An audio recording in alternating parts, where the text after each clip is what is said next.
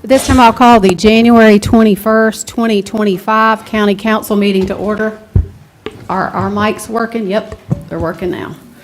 At this time, I will recognize the Honorable Andy Litton from District 2 for the invocation and pledge of allegiance. Dear Heavenly Father, thank you for allowing us to be here tonight, and please be with us. Help us to have guidance and wisdom to make the decisions needed to further the betterment of the county. Thank you for all the residents that have come out. Thank you for all the workers that are out doing the roads tonight with the bad weather. Just keep each one of us safe and healthy. In Jesus' name we pray. Amen. Amen. Allegiance to the flag of the United States of America and to the republic for which it stands, one nation, under God, indivisible, with liberty and justice for all.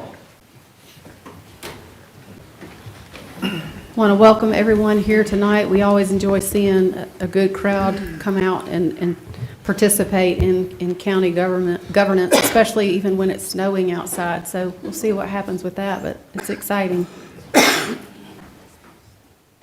Okay.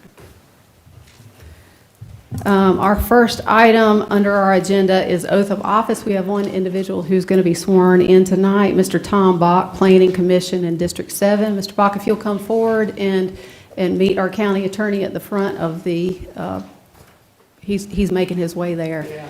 Mr. Bach, we thank you for your service to the community. You do so without getting paid, and a lot of folks, you rarely get thanked for serving in that position too, but on behalf of the council, we want to thank you for your willingness to serve in that capacity. It's important that our citizens get involved in this, and we appreciate your service.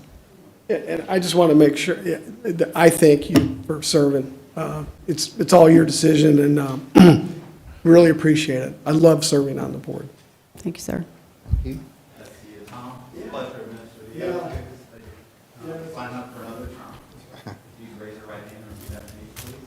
I do solemnly swear. I do solemnly swear. That I am duly qualified. That I am duly qualified. To exercise the duties of the office. To exercise the duties of the office. To which I have been appointed. To which I have been appointed. That I will, to the best of my ability. That I will, to the best of my ability. Discharge the duties thereof. Discharge the duties thereof. And preserve, protect, and defend. And preserve, protect, and defend. The Constitution of this state. The Constitution of this state. Of the United States. And of the United States. So help me God. So help me God. Congratulations. You're on board. Thank you. Thank you, sir.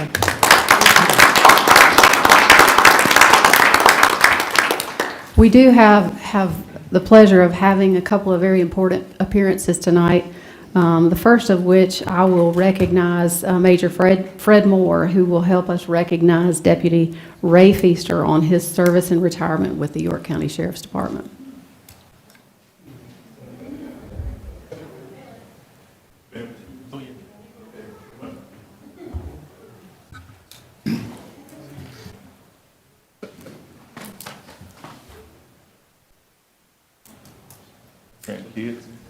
All right, thank you, council. It's my pleasure to recognize the retirement of Ray Feaster here after 33 years of service at the York County Sheriff's Office, 36 years as a law enforcement officer. Ray started Winthrop in 1989 and came over to York County in 1992. He has served as a patrol deputy, a sergeant, and his most recent assignment 16 or 17 years ago was his calling, which was an SRO school resource officer. He has made the big thing on many lives and children in this county. He is that big smile, that laugh that he has, and that voice, kids light up when they see him in the schools, and that's been his calling and his place to be. We've been very, very fortunate to have him representing numerous schools as an SRO.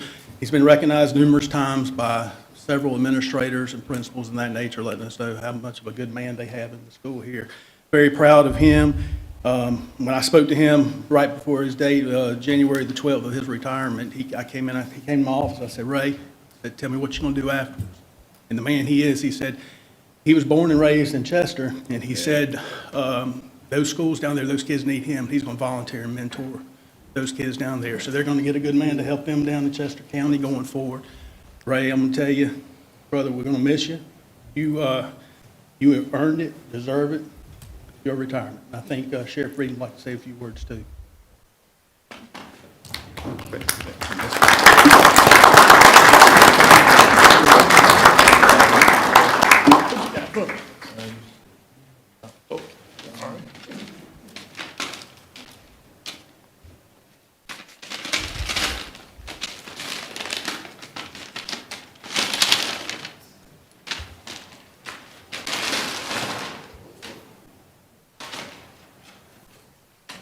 Oh, wow.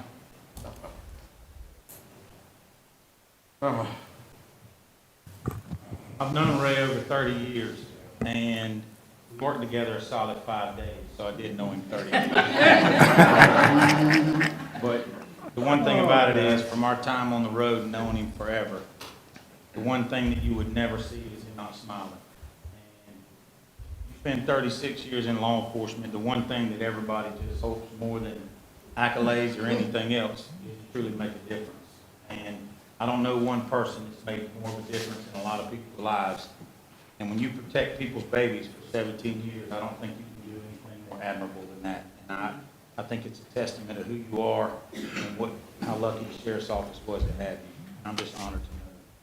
I give God all the glory, and I thank all our past sheriff and all our past sheriffs for the opportunity to serve your county.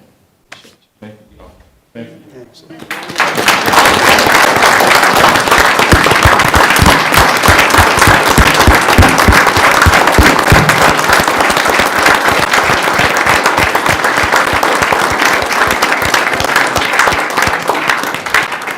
Well, Deputy Feaster, I hate for you to go and sit down with your family. We would like you to come forward and get a picture with the council.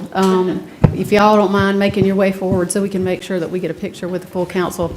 Do want to say on behalf of the council, thank you so much for your 36 years of dedication to York County, and we certainly wish you the best as you move forward to do some really good work in Chester. Thank you so much. Congratulations. Yes, sir.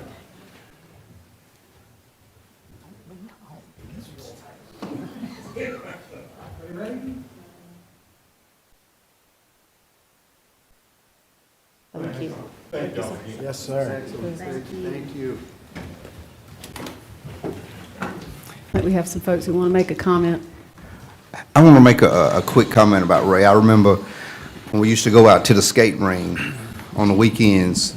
I know him from way back when. And you talk about protecting children. You know, imagine having 100 or 200 kids out of the skating ring, and a familiar face that was always there was Ray, along with some of the other deputies, to make sure the kids be in the kids' place and adults stayed in the adults' place. So that's one of my fondest memories. That's probably the first time I met Ray was when I was going out to the skating ring as probably a 9 or 10-year-old, and seeing him, I felt like I was growing up with Ray, because he's not big in stature, as you can tell, so he was always about the same size as some of us other kids in there, so we felt like we had a friend, even though he was on the police force. So, but that's one of my fondest memories, and I've seen Ray throughout town, throughout the sheriff department, and some of the private events and stuff that will be held throughout Rock Hill. He's always been there.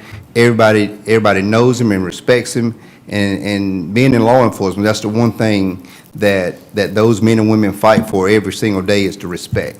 And I think Ray got the most respect when he came out to an event and when people seen him out in the community. So thank you, Ray. I just wanted to share that moment.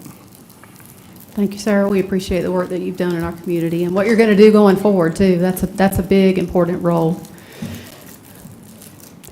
At this time, we also have the opportunity to recognize someone who's very close to this council, our Sheriff, Kevin Tolson, our sheriff.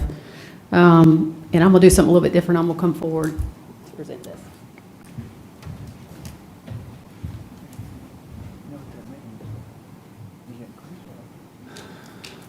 I didn't think I had to dress up today. Let me say something real quick about Ray. Let me say something real quick about Ray. I've known Ray, I'm gonna pick on you, Ray. Prior to him coming to the sheriff's office, we worked at Carowinds together in security. But Ray had dual jobs. When there wasn't something going on in his area, they would post him at the lines at the major rides, and it said you had to be taller than Ray to ride. Like the little stick. But he got extra pay for it. Appreciate you, Ray. We go way back. I gave Ray the opportunity to come up here and get him back, but to his credit, he's going to let it fly. So one of the most important roles in our county is that of our sheriff. It's a critical position. It's one that the council works very closely with. And our county has been very blessed with strong leadership and dedication from our sheriff's department for many, many years. Tonight, we have the privilege to recognize Sheriff Tolson for his service to York County, which extends, including his years as deputy, 33 years. I didn't even realize. Okay, all right. The few months you took off to go to SLED. For those of you who don't know, Tolson is homegrown. He's a graduate of Northwestern before he went and got his criminal justice degree. And then he began his career as a patrolman with York County Sheriff's Office in 1992. And for a short stint, he went to serve as a special agent for SLED. And then he returned back to his roots in York County to work as a special investigator with the Solicitor's Office, and actually formed the York County Multi-Jurisdictional Forensic Service Unit, which he served as the director from 2002 to 2009. In 2016, he was elected to serve as our sheriff, and he's served in that capacity for 8 years. Some folks may not realize during that time that he has served our county, he holds the distinct honor of being named Sheriff of the Year by the South Carolina Sheriff's Association, and that was done in 2019. He also served as the president of the Sheriff's Association in 2022. He has made tremendous accomplishments, and he has navigated some very difficult situations, including Detective Doty's death, which happened just a year after he took office. And he had to navigate COVID, which is one of those things that I don't think anyone can predict. As someone who's served in office on the administrative and the council side, that's a big deal to have to navigate that. In addition to his work as the sheriff, Kevin has served in many public service capacities. And you know what I love about it is that he served as Hunter Street Elementary School Improvement Council. Those are such important jobs. Those are jobs that impact our children. He also served as a board member with York County United Way, served in various committees, including the campaign chair in 2014 and 15, and the Palmetto Leadership Chair in 2018 and 19. In 2018, Sheriff Tolson received United Way's Spirit of York County, which is a Lifetime Achievement Award. And when I talked about Sheriff Tolson coming before council, he said, no pomp and circumstance, don't want a whole lot, just say, hey. But I think those things are critically important to recognize all of the things that our county is blessed to have. Sheriff Tolson, we do appreciate the work that you and Beth have done, and we've gotten to see 2 of your children grow and blossom. And we certainly wish you the best. And on behalf of the county, we want to thank you for your service to York County, and we wish you the best in your future endeavors. We really do appreciate it. Now, on behalf of the council, we do have a clock, and you know what? We're going to have to present you a better one because they didn't go all the way back. Apparently, that little stint got left off, but we're going to fix that. Okay. And then the one I love the most, and this is something that is done by our Public Works Department. They do this themselves, and they wanted to present you Neat. with your road. Thank you. Your road. Thank you very much. Thank you, sir.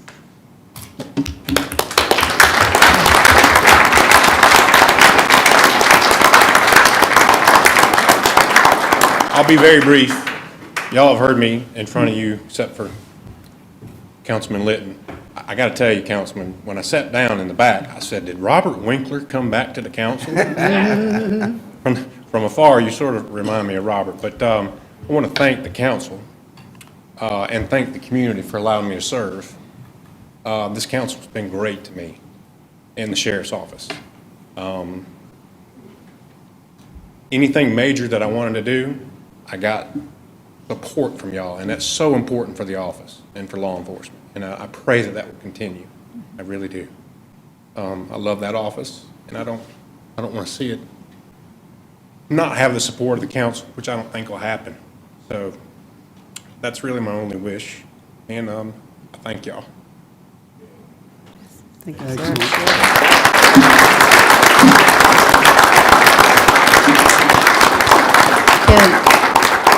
Do you mind coming up and getting a picture with the rest, with the council?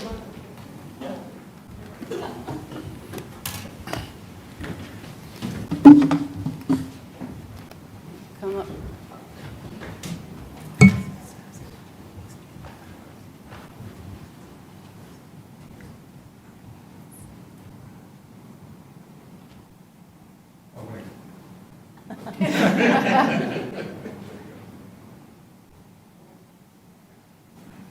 Thank you, sir. Congratulations.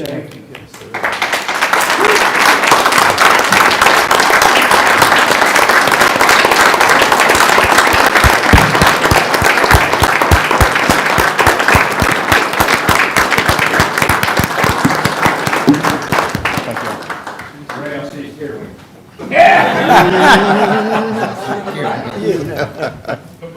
That was funny.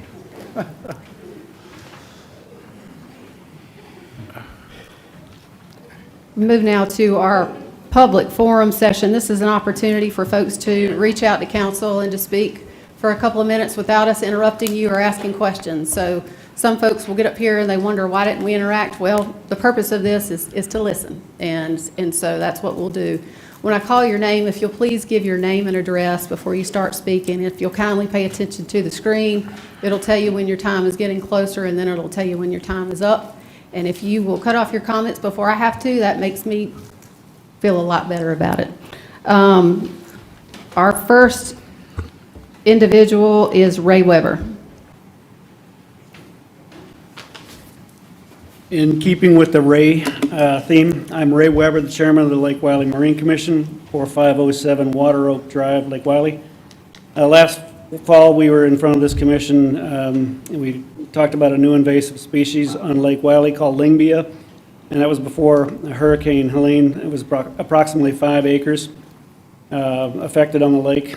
Last week, the Lake Wiley Marine Commission, Lake Norman Marine Commission, and the Catawba Wateree Water Management Group sponsored a symposium to address this problem. Included were Charlotte Water, Riverkeeper, Duke, NC State, NC Wildlife, SCDNR, and some of the affected counties to determine a plan of action. The short version of this is the cost to treat Lingbia on our lake per county. The share for Lake Wiley is approximately $18,000 this year. Information has been sent to some of the commissioners. The Catawba Wateree Management Group will coordinate the billing, scheduling, updating the related parties. Duke will be providing in-kind services for monitoring and testing. Last year, the Lake Wiley Marine Commission spent out of our reserves $30,000, a little over $30,000 for treatment, April through September. Lingbia treatments will take at least 4 years, and they are. It's estimated that it'll be about 10 acres to treat, and that 10% cost increase over those 4 years. NC State and Duke Energy indicated that the treatment that we were using last year stopped the spread, but did not eradicate. The $30,000 that Lake Wiley Marine Commission spent last year came out of our reserves. Glad to discuss it, but I just wanted to get ahead of this before the budget session happened, and I apologize for not getting it on the agenda earlier. Thank you, sir. Ashley Horn.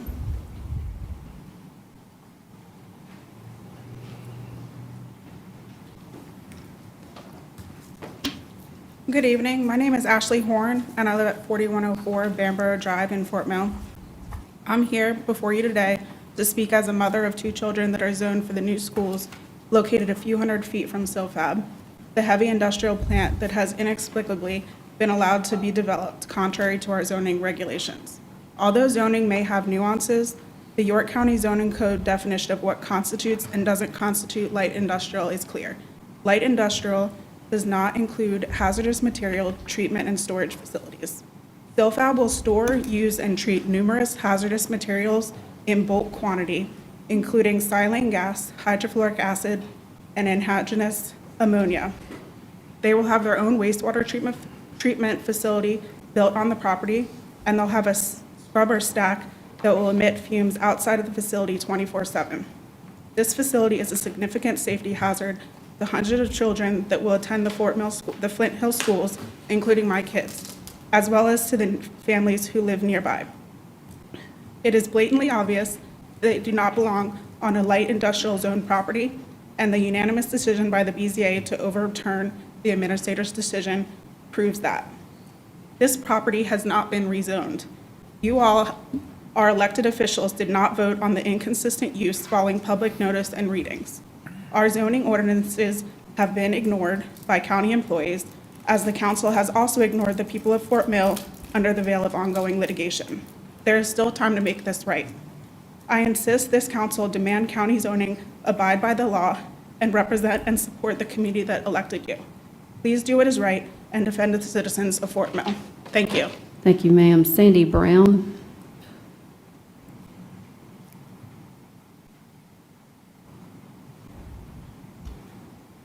My name's Sandy Brown, case number 2457. I'm at 972 Willis Farm Road, Clover, South Carolina, of course. As I asked before, I asked that you let my daughter build on my property. I wasn't interested in getting it rezoned to start with, so if there's some way that you could put us in the family exemption so that she could build and be able to finance her own land to have her home built, I would appreciate it. Thank you, ma'am. Pam Massey.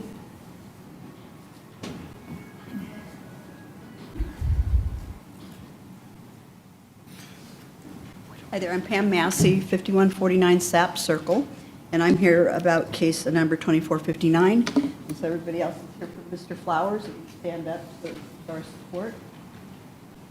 This is the rezoning of the property to light construction, is that correct? Yeah, and light industrial.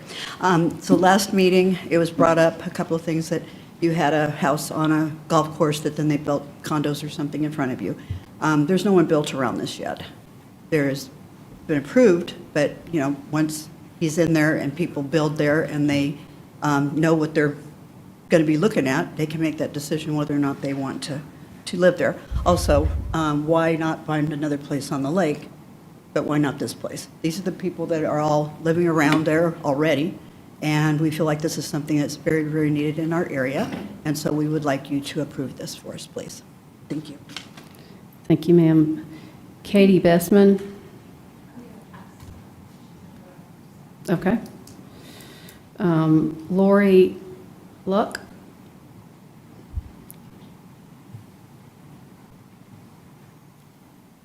Hi, my name is Lori Lucky. I live at 5270 Bay Road. I came to speak about 2459 as well. I've been trying for several years to get dredging done. No company will do it because there is no ability to get the dirt off the lake. This is a really very needed business, so I'd like to voice my support. I wasn't able to make the first meeting. The problem is that there's many areas within the lake that are silting, and it's very important to maintain the quality of the lake to remove silt, as that is considered a pollution hazard to the lake. I think it would benefit all of York County if you allowed this business to operate at this location. I very much would request that you consider approving this rezoning. Thank you. Thank you, ma'am. Bob Lucky. I got it right that time. Got it, yep. My name is Bob Lucky. I live at 5270 Bay Road. Bought a house on the lake. Love being on the lake. We used to park our boat there. But because of the backup of the silt and the dirt and whatever, our boat would get stuck. We'd have to pull it out, and now we have it at a marina. And I'd much rather have my boat there because I paid the money to live on the lake, to enjoy the lake. I want to get out and just hop on my boat and go instead of having to drive to a marina to get into my boat. Now, I also understand that this work isn't a one-time thing. It's going to happen repeatedly for us. It's going to build over the years, and it's maybe every 10 years we might have to dredge to maintain depth of the lake so people can move their boats in and out. And we're not the only family affected by this. Everyone along that canal that empties into Lake Wiley will be affected. And we do need to get this opportunity to get somebody in there to help take care of the dredging work. All I really have to say. I want my boat at my house. I want to enjoy the lake for what it's worth instead of making a 10-minute drive. Now, that's not a bad drive to get to the marina, but there's other people that might have to drive further or may not even want to live out there. And it's very nice to live there. It's quiet. And we can go out onto the lake and enjoy it, but I can't right now because I don't control the depth of the lake, and I can't handle the dredging or the dirt that piles in. It just happens over time, and I'm more than happy to pay the money to get it dredged when I need it dredged. I want to enjoy the lake for what it is. Thank you. Thank you, sir. That concludes our public forum session. We do appreciate the community coming out and expressing their concerns before council. Do we have a motion on consent agenda? Motion to approve. Second. Motion and a second. Any discussion? All those in favor say aye. Aye. Any opposed? Hearing none, consent agenda is approved. We move now to our first public hearing item, which is found on page 11 of the council agenda. First item, council to hold a public hearing and consider first reading of an ordinance to amend Chapter 155 zoning code section 155.898, parking and storage of vehicles in the agricultural, residential, and urban development districts to allow for tractor-trailer trucks and associated travel containers to be stored outdoors for use in a bona fide farming operations, to provide for a public hearing and to provide for other matters relating thereto. Do we have a presentation from staff? Yep. Yes, sir. Hi, greetings. My name's Rick Abood. I'm the principal planner. I've met some of you and some of you haven't, so I'm going to get that out of the way. And we have been working on a text amendment. This kind of a bounce back from you in August. We received some direction to go ahead and take this to the Planning and Zoning Commission, and it became, out of what I got up here, we had a code enforcement case, and that's about the use of tractor trailers. This particular issue was the storage or parking of tractor trailers in agricultural land. And after going through the Planning and Zoning Committee, we gave them a whole buffet of options of how you might be able to deal with tractor trailers. And after reviewing all the options we had, they came out with 3 principles they wanted to follow. One of them was the vehicles and equipment may be stored for agricultural purposes only. And they're essential to the operation, and we have a bona fide farming operation on the land. And the third one is the vehicles are to be owned or leased by the owner or the tenant of the property where the agricultural activity is happening. And this is to kind of stop from parking lots being made or storage operation for tractor trailers. Sure. They're all being used in the farming operation. But we did come up with this proposed amendment which of the 3 pillars that I went over, and we have citations from our economic development sections of the comp plan and the growth section, the goals, and economic opportunity goals that it fulfills. And it's in the range of planning and design best practices, and it's not contrary to the public safety and general welfare. Your planning commission did vote unanimously to support the amendment and recommends approval. Thank you, sir. Any questions for staff before we open the public hearing? Yeah. Mr. Roddy? So I've had some experience with businesses wanting to use tractor trailers as storage pieces on their property. Are we going to address that in any way? Because if we're allowing it to be done in AGC for farming sake on that level, next you're going to get businesses to say, hey, I was told I couldn't have a tractor trailer for my storage, but you're allowing it to go in a residential area to assist with agriculture uses. So are we prepared to deal with that as well? I think for purposes of, I had some conversations with the other council prior to this meeting. I think for purposes of keeping our council focused on what's in front of the council currently now, what was sent to committee and what was reviewed was basically to address an issue with the agriculture area. I think if council wants to have something broader done, I think we probably need to bring that up through our regular process. But I think at this point, unfortunately, I see this too. I see questions that arise when you look at the full ordinance, and I know it went before the planning and zoning, and y'all had an opportunity to see that. I think at this point, there are violations that are occurring that brought this to council's attention, and so trying to address that and us focusing on this issue, I think is the way that the process works here now, but I note that consideration. And that was my next question I wrote down. Did staff recognize this issue, or were there complaints? And I think maybe This was a specific charge to the Planning and Zoning Committee based on complaints that were received. I think one of the things that would be helpful is for staff to be mindful of this and to alert council to, sometimes we don't hear the complaints. We do hear them in this one, and this was certainly something that was not intended by council to infringe upon the farmers' rights to use the property to do farming initiatives. Are there any questions of staff as it pertains to this particular change with the code? Yes, please. Rick, in the staff report, when you look at 155.898 and everything that's listed that you have to comply with, I understand the red line that is suggested, but does all this still apply? The 25-foot setback, the 10-foot setback, the enclosure, garage? Not for this particular subject of the tractor trailers and ag, no. Okay, all right. So the current regulation, we don't have to be concerned with any of this language in the current regulation? Not as it applies to tractor trailers.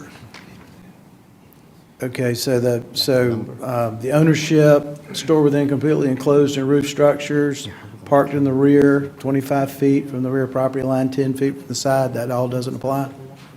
Not for this particular specific issue of tractor trailers used in agricultural purposes.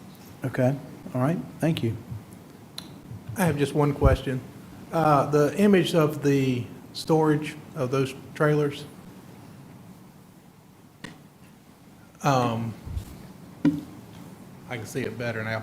I was going to say, was that from the road, or did you have to look harder for them? You had to get a particular angle. If you move up and down the street, you'd be shaded by the tree. You wouldn't see it through the trees. So you had to look for them, though? Yeah, But you could see kind them of have from to the get an road? angle Okay. at the intersection. Yeah, typically, they parked them where they were pretty much out of sight. They were loading them as they were baling the straw from combining. So based on where this is located, so the picture we're seeing though, is this on AGC right now, or is this on, okay, it is sitting on AGC.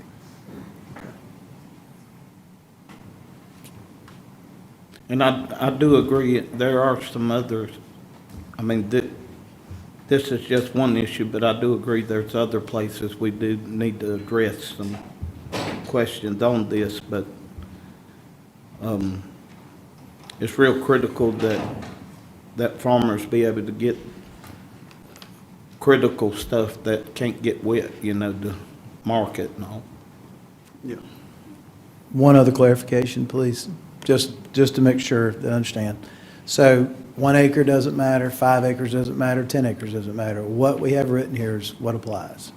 Yes. With the red line. Okay, thank you. And just I want to add that this was the only complaint I've seen about this issue. It's not like we had multiple, and I wouldn't expect this to become a much larger issue even with the code change.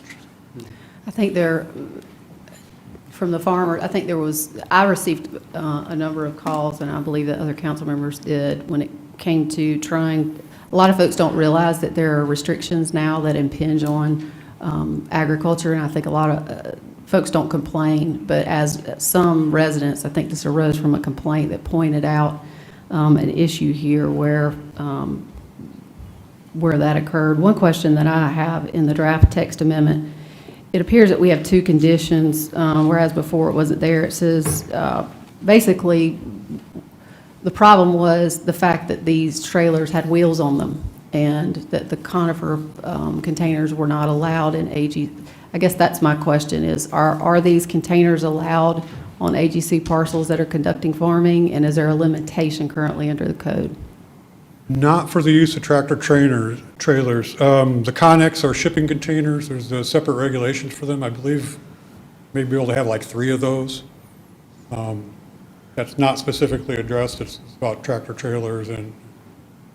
So we actually, in our code, we have 2 separate areas for the container versus the ones that are on the wheels? Yes, there's section code.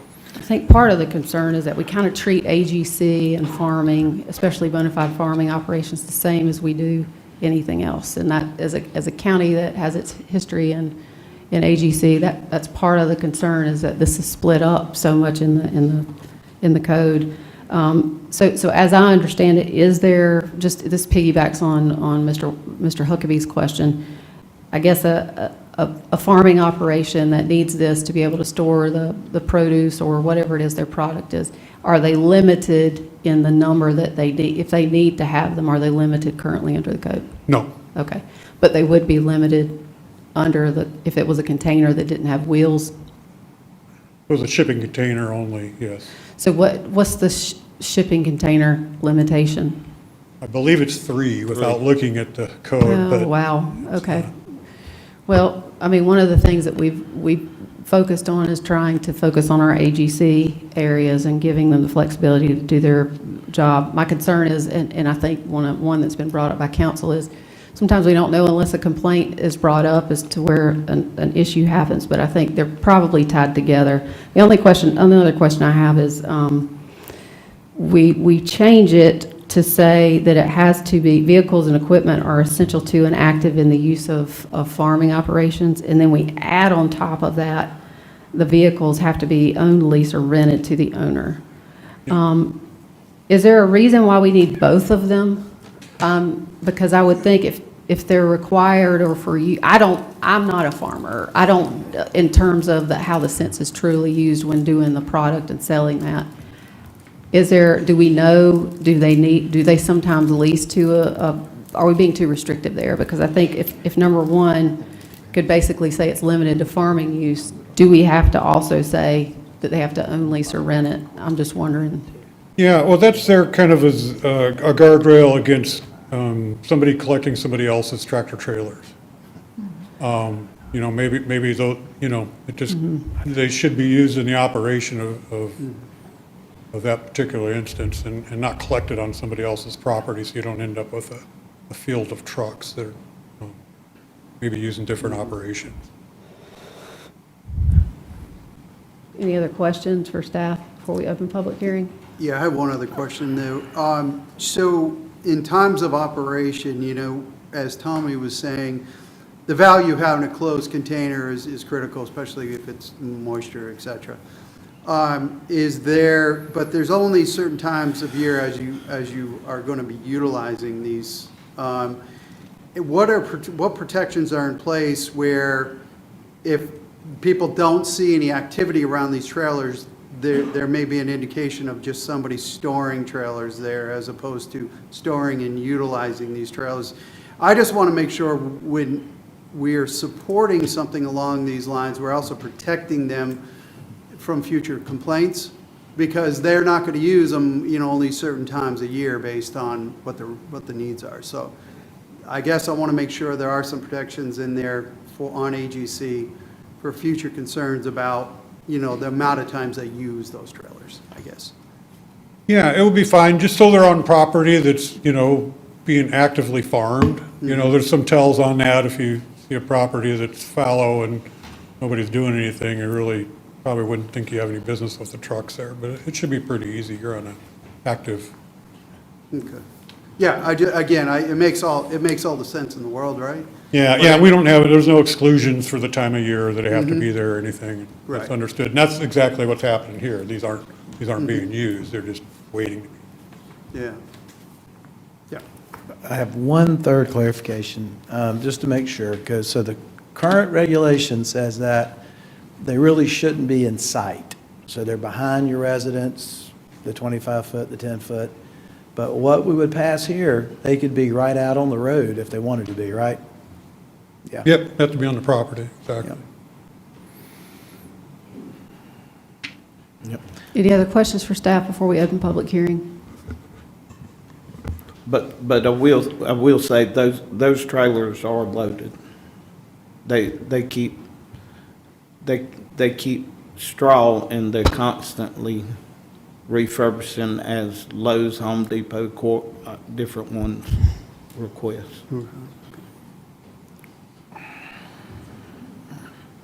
Thank you. All right, we'll open up a public hearing. Is there anyone here who wishes to speak against this change? Is there anyone who wishes to speak in favor?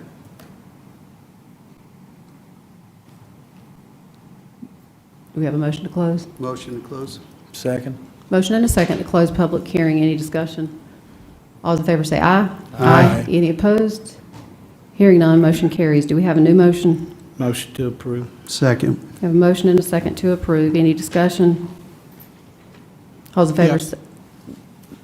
That's all right, Mr. Litton? Is there any discussion Yeah. on the change? So, as Councilman Roddy said earlier, I really think this thing should be looked at in greater detail, just so that we make sure that all residents of the county get the opportunity to have the same use, not just for the farming, but for any uses, and more based on the lot sizes or setbacks instead of just farming. Any other discussion? I'll just say, I think if we just do it for this, we just need to be prepared to address it for the other end of the spectrum versus, let's just try to cover as much ground as we can while we got it open to go ahead and try to get something in place. But I'm going to support it because I was contacted by several people who utilized it for these options for their business in the farming. So I have no problem with it, but I think we need to tighten up on it and address other businesses who want to utilize tractor trailer storages. Yeah. I just would say, I'm in favor of this. I think the intent's there, but I think what we're overlooking is the unintentional consequences of approving this and overlooking what all was in the regulation before. And we may be finding ourselves discussing this again down the road. And I won't give examples, but that's my concern. So I would say the Planning and Zoning Committee reviewed this. Staff brought all the options forward to the committee. This was their recommendation. It went to the Planning Commission. It's coming back to y'all. If you want to increase the scope, we talked about this the other night, I would encourage a new charge to the Planning and Zoning Committee. Right, Yeah. yes. So that would be my recommendation. Yeah, I think, and again, I think this is an example of being specific in our ask. We came back, we went to the planning committee specifically to address for ag. I think this, to me, is a good solution, and it's very specific, and I think that we accomplish, if we're focused in on the item that we're shooting for, I think we have to be, in order to cross the finish line, sometimes we got to be very specific, and I think that this is an example of being very specific, and the language here, I think, supports what we're trying to accomplish. And again, I'm going to support it tonight. Yeah. Any other discussion? No, I mean, I'm willing to be open. I mean, I want to get this particular situation solved, and I'm more than welcome for us talking, because I do think other businesses should have the option. But, I mean, y'all know me, I'm not shallow at all, and I don't want to take anybody's rights away. Right. I certainly support this change, and it's one of those things where if you take a microscope to something and you take a look at something, you see a lot of things that maybe you would change outside of that. One of the things I guess we're relying on staff especially to do is to let us know when these complaints arise or when there's a violation. It's critically important to us because I know as a council, it's important to us to respect the historic nature of our agriculture, but also to address complaints when they arise, especially if there are other businesses experiencing this. We need to hear what those complaints are so that we know when to take that action. Sometimes that's a better indicator of where there's a need because there's a lot of other changes that council's undertaking too. So all those in favor of the motion say aye. Aye. Any opposed? Hearing none, motion carries unanimously. We move down to our second public hearing item. Council to hold a public hearing and consider first reading of an ordinance to amend Chapter 154, Land Development Code, Section 154.365, approval criteria to clarify the level of service for the different types of street classifications, to modify the required minimum level of service specifically for egress movements, to provide for a public hearing, and to provide for other matters relating thereto. Mr. Bono. Ma'am. So this is a little technical, so please bear with me. The background on this text amendment, the Planning and Zoning Committee discussed this item back in October to talk about potential amendments to the TIA section of our Land Development Code, specifically addressing one type of movement, and that's egress movements or leaving a site into the main thoroughfare. Staff had received feedback from some traffic engineers that the county's TIA requirements specific to that movement in particular are too stringent. So the focus of the proposed amendment is two-faceted. The first being to reorganize the section a little bit to make it more clear what the purpose is and to identify very quickly what the different levels of service required are. And the second being to have a slight reduction in level of service for those egress movements. So here's what that current regulation looks like today. As you can see, it's kind of a big block of text.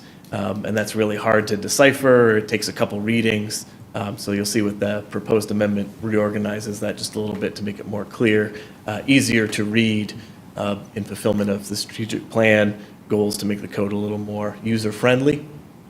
And here is a chart of what we're talking about with level of service criteria. So what we're talking about is how long do you have to sit and wait before you make your desired movement when you're at an intersection, whether you're leaving a site in this case or looking to go through a light, through an intersection, any of the various movements that you might take. So when we talk about level of service A at a signalized intersection with a traffic light, we're talking about anything less than 10 seconds would be a level of service A. And the other extreme, level of service F at that same light, if you're waiting any more than 80 seconds, that would be a level of service F. So really, we're just talking about how long are you waiting to make your desired movement, and that's what level of service is all about. So here's what that proposed amendment looks like. The new language is in that subparagraph C. Everything else is existing language. It's just reorganized to make it quicker. You can identify what's required for level of service D and C for major streets and minor streets. And so that third paragraph, level of service E or potentially F for existing egress points is what's new. So I'll go through that in a little bit more detail. So for new developments, the proposal is to reduce the level of service for site egress movements from D to E.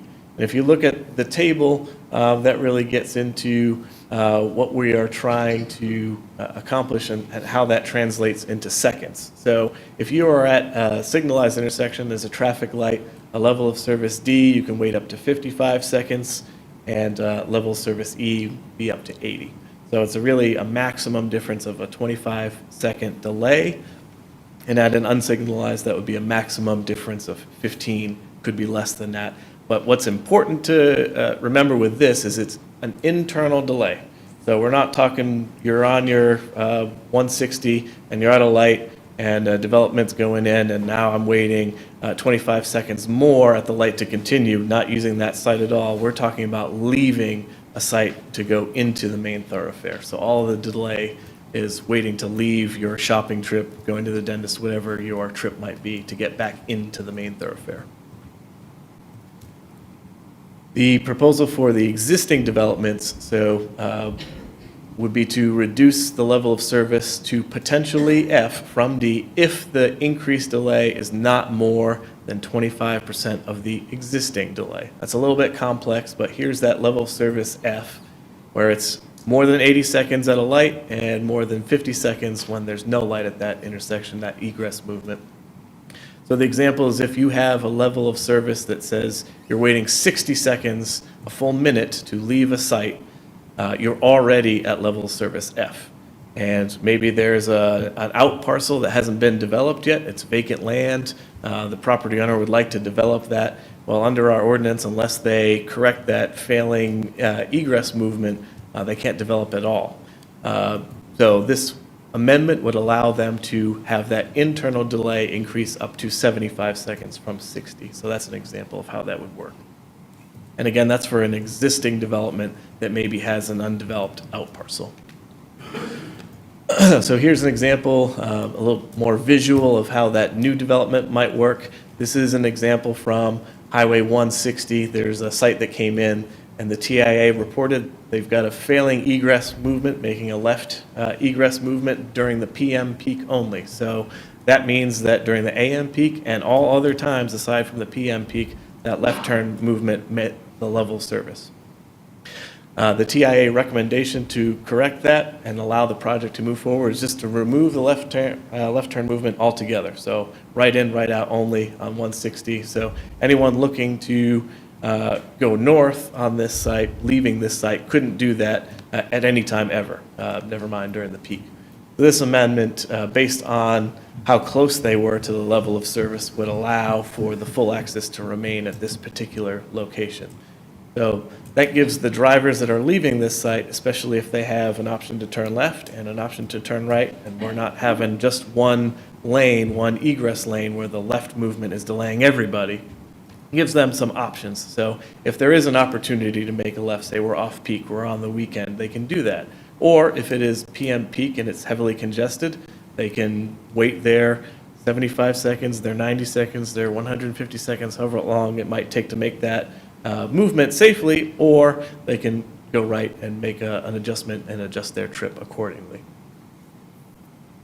Here's an example of an existing development. This is the Tractor Supply on a Charlotte Highway. So when this project came in, that Tractor Supply was operating at level of service D, so it passes, but just barely.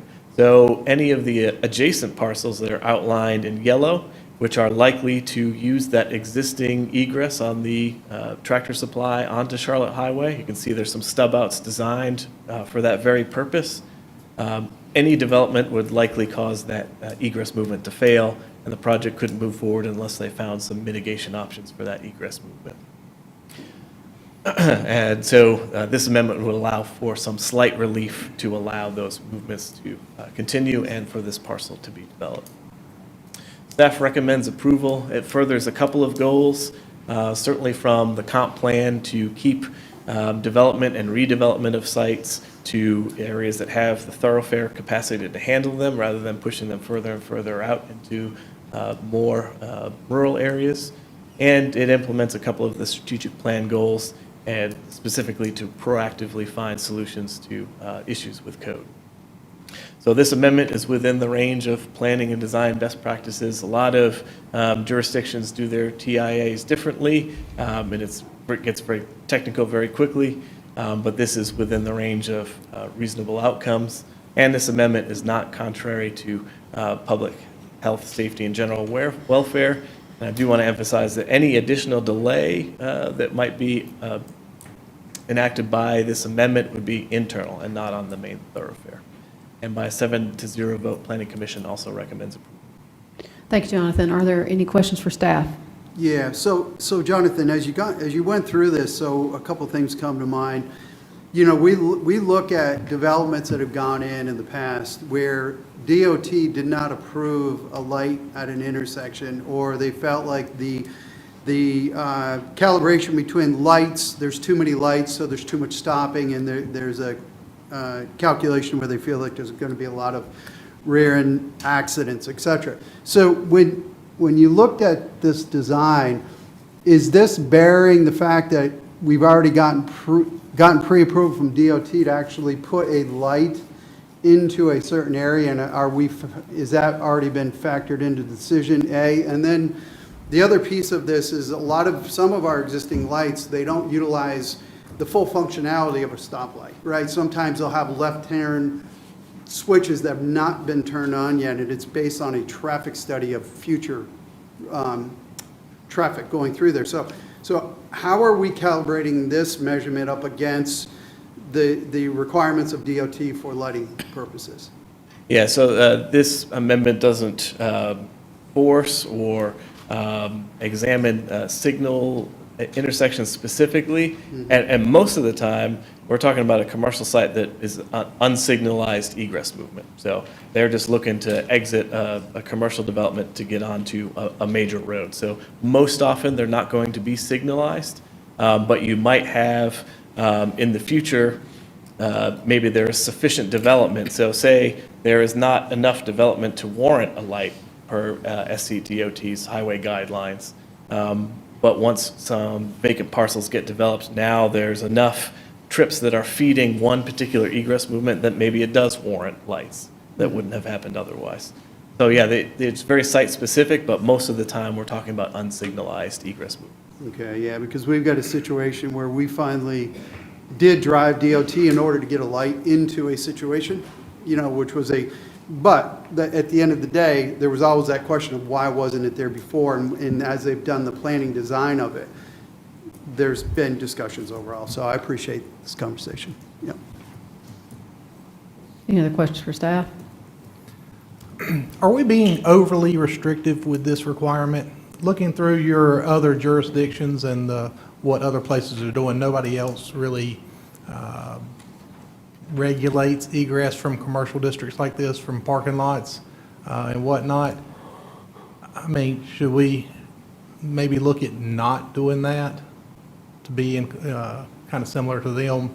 Because it seems like it's causing some issues possibly, but like you said, it's coming out of a parking lot or commercial area. Does it really matter how long you sit there? Like you. Yeah, that's a good question, and certainly within council's purview to take a look at getting rid of analyzing egress movements altogether. I will say that there is some value in the safety factor, because if you don't have any sort of limit on egress movements, eventually someone's going to make a risky move, right? So there's benefit in having some limitation. So it is a trade-off, like most everything else in code. I guess I'll ask one quick question. On 274, you noted the Tractor Supply.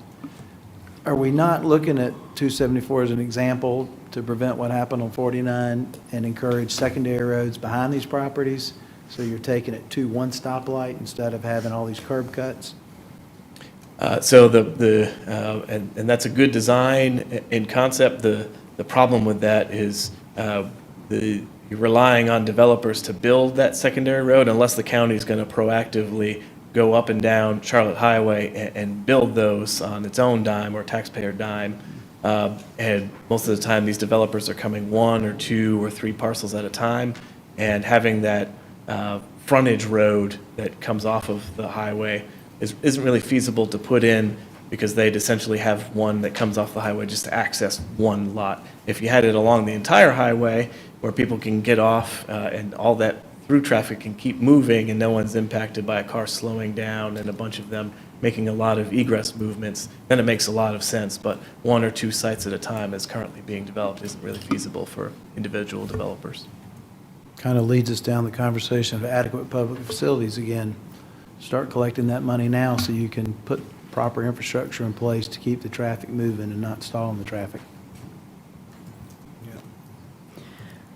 Was this request, or was this change, was it the Tractor Supply that brought staff's attention to this, or are there other current examples that exist that we're dealing with? No, it's just a general complaint we've heard from traffic engineers a number of times over several years. So it's a number. Is there any way to gauge how many it is, or what We it's probably causing? hear that complaint specific, because if an egress works in the TIA analysis, nobody's going to complain about it. But for those sites particularly on our heavily trafficked thoroughfares like 160 and Charlotte Highway, where there is a lot of existing traffic on the road already, so any egress movement is going to be difficult, particularly that making a left.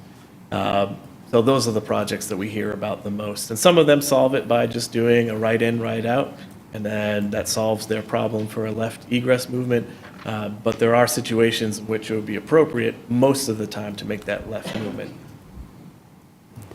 So it looks like the Planning and Zoning Committee, this came before them prior to this year. They looked at it, and it went before the Planning Commission, I can't tell, in December? Yes. All right. Any other questions for staff? Thank you, Jonathan. Is there anyone here who wishes to speak against this request? Is there anyone who wishes to speak in favor? Motion to close public hearing. Second. We have a motion and a second. Any discussion? All those in favor say aye. Aye. Any opposed? Hearing none, the public hearing is closed. Do we have a new motion? Motion to approve. Second. Motion and a second. Any discussion? All in favor say aye. Aye. Any opposed?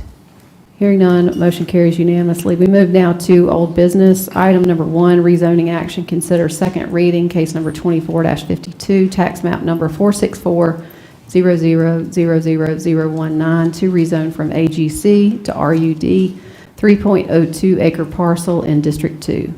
Do we have a motion? Motion to approve. Second. Second. Motion and a second to approve. Any discussion? All in favor say aye. Aye. Any opposed? Opposed? Motion carries 6-1. Move now to item number 2, rezoning action. Consider second reading, case number 24-57, tax map number 25700000008 to rezone from AGC to RUD, a 7-acre parcel in District 3. Do we have a motion? Motion to approve. Second. Have a motion and a second to approve. Any discussion? Yeah. I made the motion to approve here, but I still go back to what I said the last time. This partial land, 7 acres, and it's totally family. And I would like for our discussion on the ag and RUD and family exemption to get underway kind of quick like, because this was a right that was took away.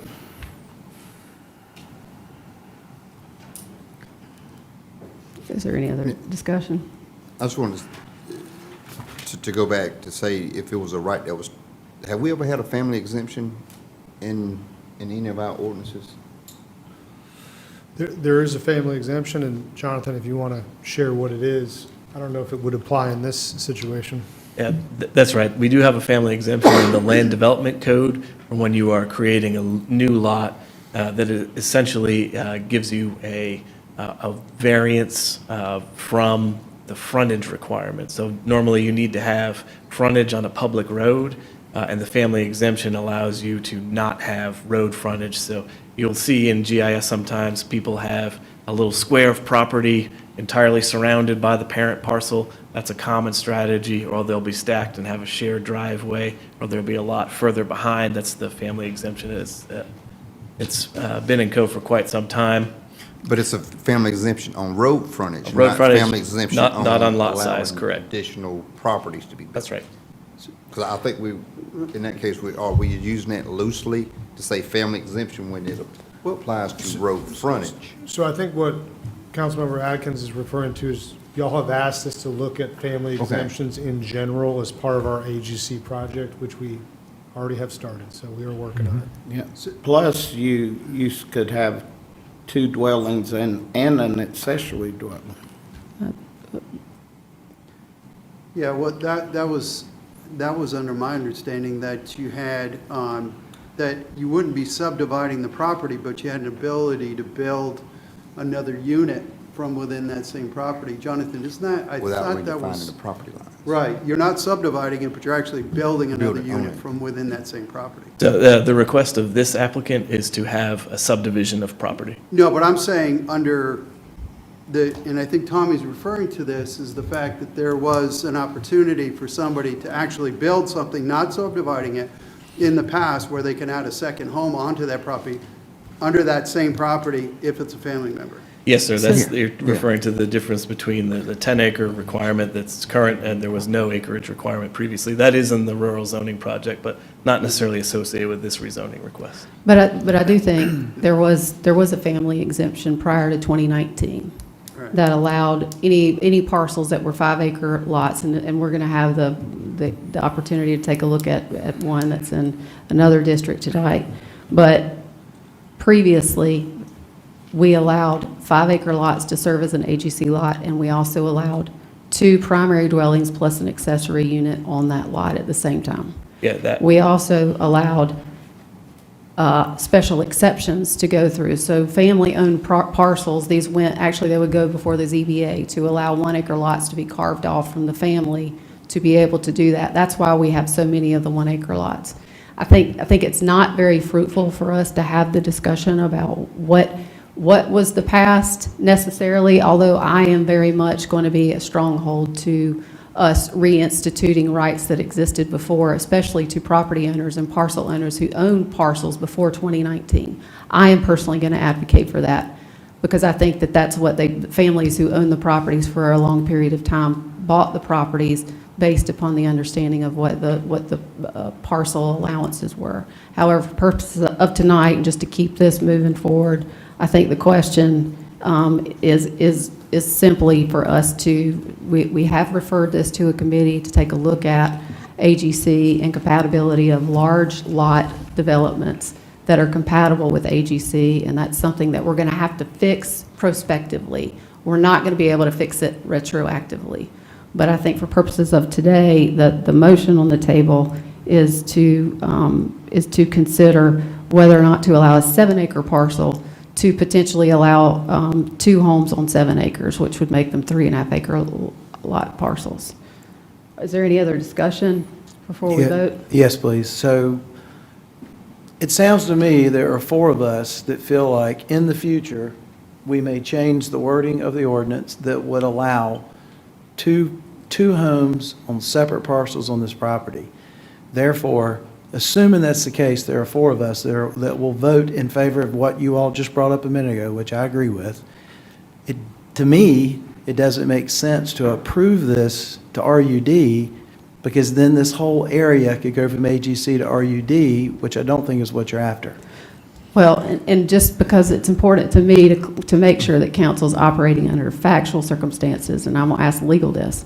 So that there has been this thought process, and one of the questions is when we look at our comp plan, I think council has been under the impression that if we allow any parcel to go from AGC to RUD, that somehow that obligates us to do it with any future parcel. And so once again, I do want to make sure that I get an opinion from legal and from staff.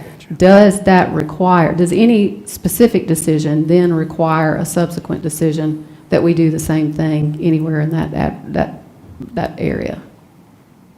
Happy to flesh that out in written form, but as rezonings are legislatively enacted and in the grace of council, it's not mandated.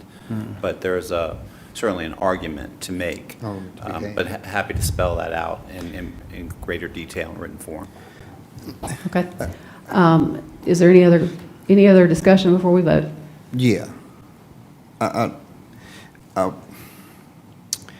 I still think we're using the term, when we talk about prior to a family being able to have 2 primary homes, yes, but it didn't call for splitting or redefining property lines. You could build another dwelling on there without having to come and redraw property lines. And I understand why people want to redraw the property lines, because now that property sits alone. You can go to a bank, you can get a loan on it, but if you are building it without redefining the property lines, now you're going to tie up the whole family piece of property with an existing house, with the land, just to get a loan to build the second home. we have an ordinance or we have a mechanism that allowed that to happen, but we were in my opinion, we were putting families in harm's way because they had to leverage or put up the family house, the original house, and the land as collateral to borrow the money to build the second. And if something happened, the bank came and got it all. Now families are coming saying, hey, you took away my right to build the second home. I need to split it off. It's a good thing to split it because now we're not allowing families to be at risk of losing everything if they can't pay the mortgage on the new, what they borrowed. So we had a system that, yeah, it allowed 2 homes to go on there. But at the same time, we were creating a situation that if they didn't make the payment, the bank was going to own it all.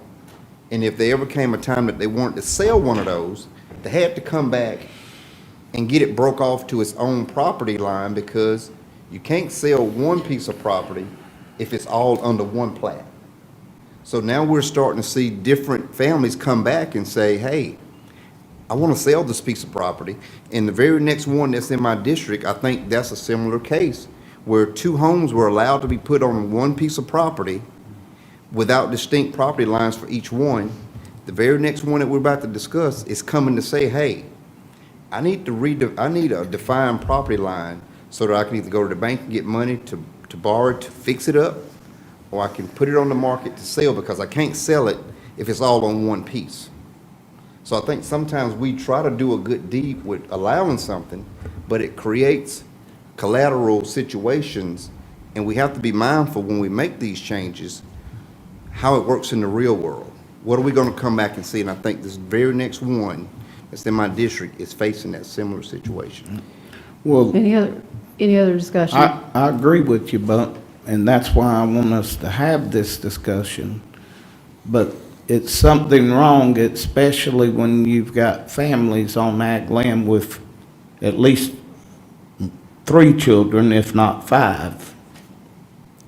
I mean, it should be a matter of, if every time a child that lives on agricultural land, the parent wants to give them the land, I've said it and said it, and the parents want them to live there on that property, that their only option is to go to RUD, then we might as well not have ag land. Everything ought to be in RUD, and you just have ag exempted RUD. It's contradictory. I mean, and then the builders and all you gotta get is a little touch, to your point, Watts, and then we've opened up the whole gap So that's for why, that. that's kind of why So I'm saying, we're not protecting farmland. I'm saying if we wait 5 or 6 months, we may, it sounds like there are 4 people on here that are in favor of accomplishing And that's what you why I want to want to get accomplish. it on the way, but this particular case here, I mean, this woman wants to, this child is going to inherit this land, regardless of what. I mean, she should have the accessory dwelling. I mean, The Well, applicant I is think- asked to subdivide I the think for lot. purposes of what we have in front of us today, I mean, the issue before us is, and council just passed 6-1, allowing an individual to put a home on 2 homes on 3 acres.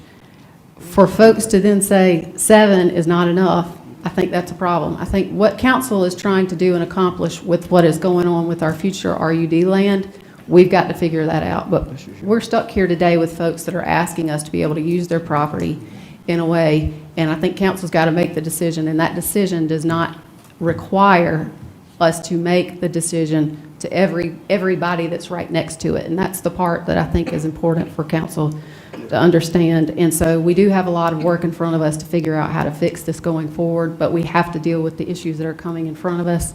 And so the motion in front of us currently is the motion to approve. All those in favor say aye. Aye. Any opposed? Opposed. Motion carries 6-1. We move now to item number 3, rezoning action. Consider second reading, case number 24-58, tax map number 52900000061, to rezone from AGC to RUD, a 5.2 acre parcel in District 4. Do we have a motion? Move to approve. Second. We have a motion and a second to approve. Any discussion? Yes, I do want to explain, because I want to explain why I'm going to vote yes to this. 2 parcels away, there are 10 separate parcels that are zoned the category that we're about to rezone this to if it gets approved. A little different than the last one. And this is the reverse of what you just said. There's no RUD next to this AGC. It's 2 parcels away, but now you can make the argument for approving this because you got 10 parcels to the right of this, right? And so that's the argument that I was making a minute ago, that if that passes at RUD, then if you got the parcel right beside it, it's going to be kind of hard for us to say no when you just approve, yeah, to the next one. That was my point. And 5 or 6 months from now, it'll be in their favor, and they could do it anyway, by right. Anyway, I'm just explaining why I'm voting yes to this. Any other discussion? I think in this particular case, I did ask some questions. I think it's important to make sure that I want to ask these questions of staff. As I understand it, this was part of a platted subdivision that had, I believe, 37 units. I don't have the application in front of me, 37 units. And all of those parcels were 5 acres or more at the time. Is that right? Yes, so it was a plat that did not need to go to Planning Commission because it utilized 2 existing roads. There were 37 original lots, some of which have been rezoned and made smaller, but originally they Right, all when were the 5 when the acres. lots were originally sold, all of the lots were 5 acres At or least, more? yes. Okay. As I understand it, there were 2 parcels. None of these, I think what's interesting is that the prior one, there were comments about there being RUD nearby. Well, actually, there's RUD nearby, there's none adjacent, which is the same situation in the one just before, but not in this one. So I do think, on some level, we've got to somehow be consistent in how we report these things. The concern that I had on this one, and to me, it just points out the issue that we have, and that is that when these folks bought these lots as part of a subdivision, they thought all their neighbors were required to have at least 5 acres. That, to me, sets this one apart a little bit, and I do think that what concerns me a little bit is that we have council has put on the comprehensive plan what they thought was rural living, and apparently the way that's being interpreted is that rural living means 1 acre. So basically, what I'm hearing is that staff's report, that staff would be comfortable and staff would recommend a rezoning for any of these parcels to 1 acre in that area, even though these parcels are 5 acre lots that were sold. Now, we can't undo what's been done in the past. So for instance, this particular parcel, there were 2 individual homes that were allowed on this site. And fortunately enough, this parcel is a little bit different because it fronts 2 roads, which gives it some flexibility that other parcels aren't given. And I certainly am sensitive to families owning property and being able to do that. So I'm going to support this tonight but I do think council needs to think broadly about this, because what I don't think is what council intended to do when we passed the comp plan is to say all of that property now, anybody's allowed to do 1 acre lots. Because what that would mean is that those 5 acre lots are now open to, if somebody has a way to split it up to do 5 acre lots, when these people bought this property being 5 acre parcels. So, I mean, all of these things require a little bit more looking at, and this just makes that, the questions that we have to answer when we address this rural zoning, it just makes that more important. How do we ensure that the family exemptions that were in place that did allow folks to carve it out on a road that family owned that land, how do we preserve that? How do we allow families to have some flexibility? Because to me, that's what true affordable housing is. The true affordable housing isn't going out and giving Section 8 housing. It's being able to allow folks to use their land in a way they need to, but also making sure that we stand by a plan that we've given to folks. Because I've already gotten a call from some of the folks that live in that neighborhood in those platted subdivisions who are a little bit concerned. So now are we going to allow everybody else in those platted subdivisions to come in and split their properties up for 2 acres or for 1 acre lots. Well, what I would do is I'd point to the comp plan and the definition of rural residential. So if we don't agree with the comp plan, then we need Throw it y'all's out. insight to I think update the comp plan. we need council But- to understand But that. the comp plan says 1 acre or more. That's what the comp plan says. Greater than That's- 1 acre. That's why we is consistent included with that in the AGC. follow-up report of what rural I residential think my is. point is that when the comp plan was originally passed, it was prior to these changes that were made in RECODE and to the family exemption. So the timing of it is a little bit off. The opportunity for us to have that discussion as a council to make sure that we end up in a place that gives our community some comfortability that we're sticking to our plan, but also that allows us to revise this in a way that makes it apply across the board. I'll just go on record and say this is a very complex situation that we're going to be dealing with all across this county. Because if we can't have it both ways to say, hey, yeah, you should be able to do what you want to do with your property on this hand and allow a family to come in and say, yeah, I want to split this with my kids. Okay? Split the 7-acre tract to two tracts, and Tommy says, yeah, he should be able to give his kids part of his land. Well, it started out a bigger piece of land, and if you want to give 1 acre to this son, 1 acre to this daughter, and then we have a situation like this, the rules before today allow this family to put 2 homes on 1 tract of land. Now, something is going on that they feel the need that they gotta have them separate. But if we didn't allow the 2 to be put on the 1 acre tract, the 1 parcel tract years ago, we wouldn't be faced with this. It'd only be 1 house there. So, like I said, we're creating a situation that we're gonna have to deal with down the road. And it's hard to say yes to one family to go in and build another house and split that land. And it's hard for us now to turn around and tell that family, no, we're not gonna allow you to establish another property line. Because the house is already there with this one. And like Chairman Cox said, this faces 2 different roads, so it's not gonna be that big of a grave detriment to this area. But then to point out, you know, couple lots over, you have smaller lots. So they're all not 5-acre tracts in this area. Some have been broken down. But it does lend itself to me to come in and say, well, you let Watts have smaller acreage to put additional houses on. How can you tell me no? I'm 2 houses over, 3 tracts over. So we're allowing people to use these different arguments to come, basically use your words against you. And that's what they're gonna do down the road. So we have to be prepared to either say, continue to say yes, or start saying no. But there are gonna be more and more people filing for applications to rezone from AGC to RUD because it gives them more options to put more houses. It allows that element of now I don't have to have my son go out and purchase a 50,000 acre tract to put a house. That's an instant savings off what they gotta spend to build a house. I can't tell that family no. I couldn't tell this lady no. She couldn't give her daughter a piece of land to put her house. If we said no, that daughter would have to go buy a $50,000 tract of land when mama has a piece of land sitting there. So we have a real complex issue of allowing family exemptions or taking certain things in consideration because the world is changing. Yeah, it may have started out with 5 acres, may have started out with 10 acres, but if you got 2, 3 kids, you don't want them to go out and get a mortgage to start up in debt when daddy or mama got land that they can put something on, establish a new property line and let them build it.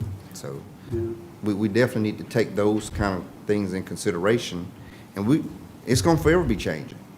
20 years from now, it may be, that 1 acre tract may be a half-acre tract because them kids had kids. Them kids want to give their kids another piece of land. We got to be able to change and adapt with that because we'll allow a builder to come in and put 200 houses on 100 acres. So we can't tell that family, no, you can't put 2 houses on 2 acres. You know, I just want to piggyback off that conversation, though. I think that's where we're tasked in order to get AGC correct. You know, the goal is to get AGC correct because we don't want to be driving people out of ag all right? As Tommy was talking about it, we want to have an ability for people to hang on to their ag property, but make it so it works. And I think that our task in front of us is to go back and be very focused on making ag work so people aren't driven to drive to another code here. So again, I think we have a task in front of us, and I think we all understand the value of it. So I think we just can make sure we need to be focused on that. All those in favor of the motion say aye. Aye. Any opposed? Motion carries 7-0. Rezoning action, consider second reading, case number 24-59, tax map number 56100000022, to rezone from RMX 20 to LI 1.47 acre parcel in District 2. Do we have a new motion? Motion to approve with amendment to add deed restriction to restrict the property from having manufacturing, gas stations, car washes. Draft language will be provided before third reading. Okay, so do I understand the motion to be a motion to approve with the condition of a deed restriction to be determined by the property owner? What if you excluded everything but dredging? I think that's going to have to be determined between here and there, but the condition is a deed restriction that's limited to That's what you're the after, use. right? That use are compatible. Everything but dredging. Some of the other uses in the LI are acceptable if it happened. I mean, I can't imagine that we can just restrict it down to one very specific use. I'll explain why I said that when we get to discussion. Do we have a second on the motion? I'll second. Motion and a second. Do we have discussion? Yeah, first of all, I think the deed requirement, I think, is essential to this, that it's restricting it clearly, to me, to one use here. And I think at the end of the day, these people are looking for one use. So I think by us doing that, I think that is the smart thing to do, and I think it's critical in this case. Yeah. By leaving it open with a couple non-hard uses that aren't going to cause a problem in the community, it allows that in the event that something goes wrong, for whatever reason, we have economy crashes or whatever, and the property owner needs to sell it, we don't have to sit up here and go through a complete rezoning and all of this go around just so that he can get rid of it. Because if it's only for a dredging company and only for that specific use, then he's stuck with it. And, I mean, trying to find a buyer for that may be next to impossible, and you might as well taking all his land from him at that point. So I would, there are a whole lot of uses that I don't think are compatible with this area, but there are a few that wouldn't be cause for concern. How many would you say would not be a cause for concern? How many different industries? Would it be easier to list the ones that you think should be approved versus what should be approved? If I can interject here, instead of council kind of batting questions back and forth, I think if we would allow council to make their comments and address their questions globally, I think that'll help streamline our discussion if that helps. I mean, I think in terms of if your question is. He's making the motion. What are the so I'm light asking him the industrial? question. Yeah, but I think the motion is to approve the use with the restriction that it be to dredging and whatever is compatible with that, to give the owner the opportunity to present the deed restriction before council for approval. I don't know that he's in a position, I mean, Andy, I think, I'm just trying to streamline our conversation. If there's a question of staff about what are the light industrial uses that aren't compatible, that might be a better, I just don't want us to get into devolving, asking each council member questions and calling each other out on coming out on those things. I guess as part of the clarification, it would be whichever one's shorter. If the list of acceptable uses is shorter than the list of exclusions, That's then what I we'll was use the after. shortest one so we don't have a 10-page deed restriction on just that, listing a whole bunch of stuff. Well, I'll go next, and I'll just say, I don't have a problem supporting the dredging, because we've heard from so many residents come in and say, hey, we need this for our properties. You know, it's not like we're about to drop a liquor store in the middle of these houses. This is a service that's going to be provided for the residents, for their properties, specifically for their properties at this time. And I can live with waiting for those excluded uses to come before we approve third reading. May not have them all in 2 weeks, but this is going to provide some relief to the property owners who are saying, hey, we're sinking over here. Throw us a lifeline. We need this service. Nobody else can come in from the outside and get to us to do it. I would hate to live on the lake, couldn't put my boat in the lake. Okay. That means your property's not worth what it's supposed to be worth, that you paid for 10, 20, 30, how many ever years. We talk about protecting the lake. Well, let's help the people that live on the lake stay on the lake. Because if they can't enjoy it, why pay for it? So if there wasn't a service specifically for that area, I would say no. But I've heard enough, I've gotten the emails, people showing up saying, hey, we need help over here. And if we can help them, and if it's their community, if they were here saying no, I'll be saying no. But they're here saying, yes, we need this, we need this. It's like having a cure for something and not giving it to somebody. Knowing that one-time dredging is not gonna solve it. It's like painting a house. Once you paint a house one time, you know, eventually you're gonna have to paint it again, or the paint's gonna fall off the wall. Same situation. I'm here to give these neighbors in that area a relief. But now, don't come back and say we want a liquor store next door. I'll say no to that one. But it's for the service for the property, so I can live with that one.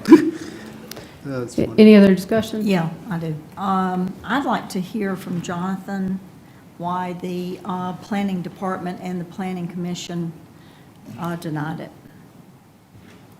Mr. Bono?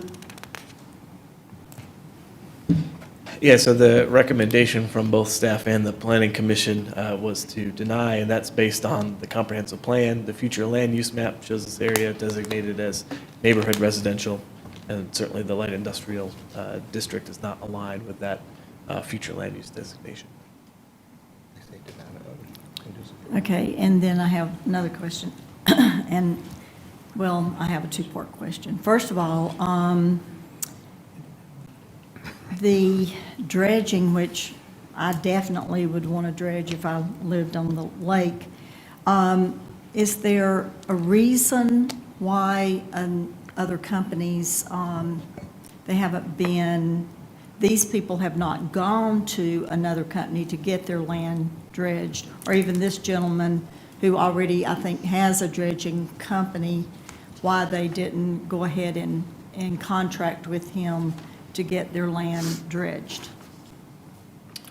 I don't know about the individual contract offers or what has been sought or hasn't been sought from individual property owners around the lake. There are a number of businesses that have a license to operate. It's a sub-license, marine construction, that's granted by South Carolina LLR. So they're basically general contractors that can do construction in water. And certainly dredging is a part of that. So there are a number of businesses, I think there are 7 in York County that hold that license, including the applicant. I couldn't speculate as to how other properties might have approached those businesses, including Mr. Flowers. And do you know if he is renting the land, or if he's going to buy the land? What? I believe he intends to purchase the land. Okay, that's good. And then I think that he also has a business with other things, like he builds decks or something like that. Yeah, Is that all falls under that marine construction Okay. license. So, yeah, they can do the dredging, the pile driving, the decks, yeah, docks, yeah. Okay. Any other discussion? I'll stick to what I originally said. You either going to dredge it or it's going to become a mud hole.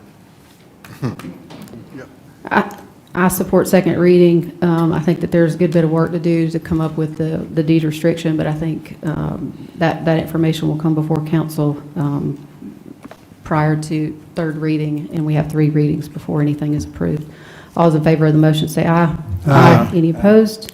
Opposed. Motion carries 7-0. All right. We move to item number 5, rezoning action, consider second reading, case number 24-61, tax map number 713-0000-143 through 216, to rezone from RSF 40 to RMX 10, two parcels that total .71 acres in District 7. Do we have a new motion? I think that we're going to make a motion to defer this item. Second. We have a motion and a second to defer. Any discussion? All those in favor say aye. Aye. Any opposed? Hearing none, motion carries unanimously. We move now to item number 6, rezoning action, consider second reading, case number 24-62, to rezone 48 parcels to one zoning district in order to remove their existing split zone status. This is in District 3. Do we have a motion? Motion to approve. Second. Motion and a second. Is there any discussion? Tom, you said there was such enthusiasm. This has been aggravating. I still find it unbelievable it had to come to this, and I really don't know what we accomplished with this, and I really question if it should all been AGC, just AGC, but ain't no backing up now. So, yeah, so I do have one, I think that there was some concern on our last meeting about the letter that was sent out and the understanding by the public to that letter, and I know there were some examples that you brought in there. Do we feel like we've answered the questions, and do we have, is there additional information that we need to really be corresponding with each of these landowners? And real quick, before Jonathan answers that, I do want to thank staff for going above and beyond. They have gone out and they've knocked on doors and they've done as much as they can to get a hold of people. I think what you saw in that letter was the typical letter that we send during all of these. So that is a form letter, and staff, Jonathan can share about the number of people that reached out with questions. They talked to folks after the meeting as well. And I think they have engaged with other people since that last meeting, but I do thank staff for going out and knocking on doors. With that, I'll let you answer the question. Yeah, can I make one comment, though? And I know it's typical that we send these letters out, but I think when we have something like this, I just want to continue to refine our ability to communicate with the public on these types of issues. I think this was an example of where we can improve our communication, at least from what I'm seeing. And I think any option that we have to better communicate when you have these situations, the best. So again, go ahead, John. Sure. There are 24 owners on Sandifer that live on Sandifer, so we knocked on all those doors. 21 of the 24, 3 were behind locked gates, and there was one that was burned down. So of the 21 homes that we knocked on doors, the doors answered 17 times. And all of the property owners had discussion with our staff members. A lot of them did have questions. They all acknowledged they had received the certified letter. Our staff members were prepared with additional information, answered all the questions, and all the folks that we spoke to, no one wanted a different district or wanted to withdraw themselves from the process. Thank you, Jonathan. I have a question. Ms. Clonder. Of Jonathan. You might just need to stay up there a minute. Yeah. I have a question. Did too. you, this just for knowledge, is it the little postcard that you mailed them, or was it like a full letter?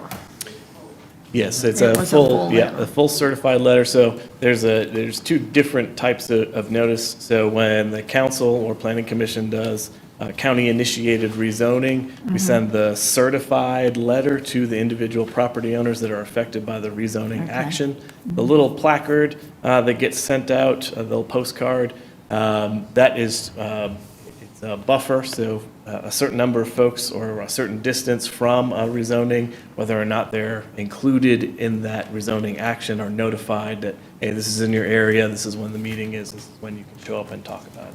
Okay. For future reference, I'd like to bring that up, that we may want to make that postcard larger, because it does get lost in the mail. We got one. Okay, and then the signs, were they posted? Yes. Okay.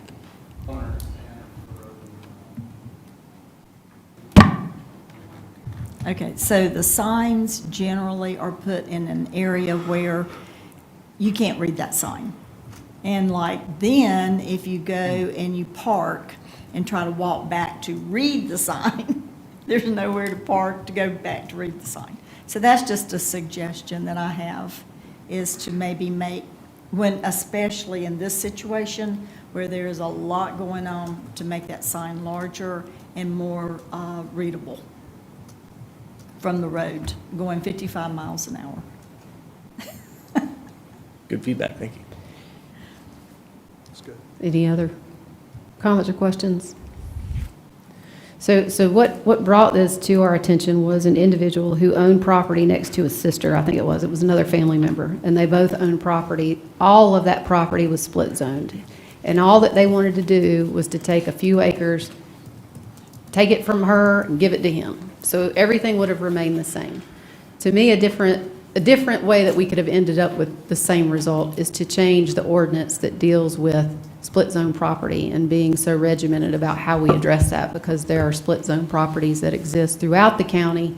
This one is the one that has become highlighted. My concern was, in this particular case, what we did is, instead of doing that, we just rezoned the parcels. And so what I asked, and I did get an email back from staff, but I did want to know, how many parcels are rendered non-conforming as a result of this action?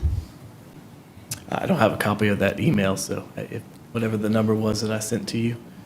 I don't have it either. Do you not? Are you referring to the follow-up report I sent Friday? Correct. All I'm trying to just do want is us to to read make that that public so that folks know Okay, when we can make a pull- decision we on can this. pull that up in a sec. Sure. We can have to look So at it. I think one of the issues is finding out how many parcels are rendered non-conforming as a result of this. And then, as I understand it, there've only been maybe 5 property owners that we've been able to actually communicate with directly. No, so originally we had about that number that reached out, called, spoke to some of the folks here in the parking lot at the last meeting, and since that time, staff has gone out and knocked on doors on Sandifer and had discussions one-on-one, face-to-face. I guess maybe my question would be answered more easily this way. The way I understood it is that this solution of basically eliminating the split zoning, is that going to put, my understanding that result was brought up in order to accomplish what that split zoning actually did. So these parcel owners are essentially ending up the same place that they were previously. Is that? I'm not sure I understand the question. My understanding was that one of the reasons why the parcels were split zoned to begin with was to ensure certain development approach Right. for that road. Right, so that there would not be, from the historical conversation that we've had, or from the history that we got from Mr. Sandifer, is that the split zoning approach, when zoning was first applied, was to have no manufactured homes up on Sandifer Road. So that's why there's a 300-foot district from the center line of Sandifer where the different zoning district was applied that would not allow manufactured homes. So is the zoning that staff has referred that it go to, does that still accomplish the goal that was originally done by the property owners? Yes, AGC 1 Okay. does exactly that. The question that I have with respect to the nonconforming uses, so assuming that we do have nonconforming uses, have we been able to speak with the specific owners of the nonconforming uses? Yes, so the nonconformities were discussed, and as with any nonconformity, and including nonconforming uses of agricultural uses on the RSF 40 portions of Sandifer, those are nonconforming today because there's no agriculture that's allowed in that district. So the inverse happens there. So there's some hog pits and agricultural structures that wouldn't be allowed. They're currently nonconforming, and so this rezoning to AGC 1 corrects those. So that's the inverse there. So all of the grandfathering that happens with nonconformities allows all of those existing structures that are going to become nonconforming now with this action are allowed to remain in perpetuity. So that, you're telling me that by doing this, we actually bring some folks in conformity of use. My question, though, is just to make sure, as we make this decision more broadly, how many folks are still in nonconformity once this is passed? I don't have the exact number listed in the email, so what we'll have to do is get back to you on that. We You don't that in have front your of us. staff report in front of you? That was a follow-up question, and so we provided that an answer in an email. I don't have it in the original staff report, no. But we can certainly follow We'll up get with that. that number to you. I think the concern that I'm hearing from folks up here is that what we don't want to do is to put people in a nonconforming use. And if they still have a nonconforming use, we want to fix it. And I can't tell if the people you talk to are the people in the nonconforming use. And so it seems like the targeted approach would probably be to address the nonconforming use folks that are still rendered nonconforming as a result of this. That's the And concern, I have is that there are I have folks that some are good not news paying for that attention. also. I'm sorry? I have some good news for that also. We've been working with the Planning and Zoning Committee. Staff has identified nonconforming residential uses as a common problem that keeps coming up, whether people are applying to add a shed, add an addition, or looking to have to do a rezoning as a result of an existing nonconformity. So we've been working with the Planning and Zoning Committee to allow for non-conforming residential uses in particular to be able to expand. So that's the current problem, being non-conforming, is you can't expand a non-conforming use. And we've been working with that committee to bring forward an ordinance to the full council to allow people to have existing residences in particular expand when they are non-conforming. So that should help a lot of this situation. And Well, many I think others that's in a the county. separate question that has to come up from council before. I think what we're concerned about, or at least what I'm concerned about, is I don't want someone who's coming to build a deck on the back of their mobile home to say, I didn't know anything about this, I didn't make contact, how can you just now make me non-conforming by action that's a false sweeping action? I think just making sure that we are at least aware of the folks that are now being rendered non-conforming, and that we're not causing them additional problems through this, but We can have a list of what's currently non-conforming, what's still non-conforming, and what's I want to actually know, all I moving want to off of know is what's non-conforming. non-conforming. This once solves a this lot of action people's takes- problems, too. That's all I want to know, is how many are non-conforming once this action takes place? How many and who are the parcel owners We that are want to share, non-conforming? we want to share what we're solving as well, so we'll give you both. I support second reading under those bits, but that's the reason why we requested that information. All those in favor of the motion say aye. Aye. Any opposed? Hearing none, motion carries unanimously. Move now to new business. Council to approve a $20 million loan from the general fund to jumpstart Penny's 5 progress. The loan is to be paid back in 3 years or less. Do we have any comments from management or anyone before we move forward? Similar to past pennies, our goal is to make sure we're being expeditious in getting resurfacing done. So this really is an opportunity to utilize a strong fund balance to make sure we're prioritizing resurfacings and getting that done right out of the gate. I'll just say, I mean, one of the biggest successes we had, and one of the reasons why we do keep the reserve in place, is in order to do things like this. So I support this, and I think what the taxpayers were able to see a benefit from last time is when we had the resurfacing on that Pennies. It was the first time there was a resurfacing component. We were able to leverage the existing funding in order to move forward with those projects, and those projects were completed within 4 years of the vote, and under budget because of the use of being able to use those funds. So I do support this, and I think one of the comments that I heard from folks in the community with Pennies is let's make sure we get all of the projects done, start to finish, within the next 7 years. And I think that's the goal that we're going to be using as kind of a guidepost for our transportation meetings, and making sure that we keep track of that. But I certainly support this. Are there any other comments from council? Yeah, Kim's over there waving a red flag for something. No, I'm just kidding. We actually saved some money by doing this because it allowed us to jumpstart, get the work done earlier before any of the price increase happened. I think what they're asking for is a motion. Oh. Do we have a motion to That's what Kim approve? was- Motion to approve. Motion and a second. Oh, okay. We Keep didn't wait going, on Mr. Ross. Roddy. Gosh, we're good. I think everybody understands what we got going on. Any other discussion? All those in favor say aye. Aye. Any opposed? Hearing none, motion carries unanimously. Moving now to item number 2, council to consider approving Parks and Recreation additional personnel and capital expenditures related to the $1,256,582 approved in the fiscal year 25 Parks Administrative Budget. Any comments from management before we?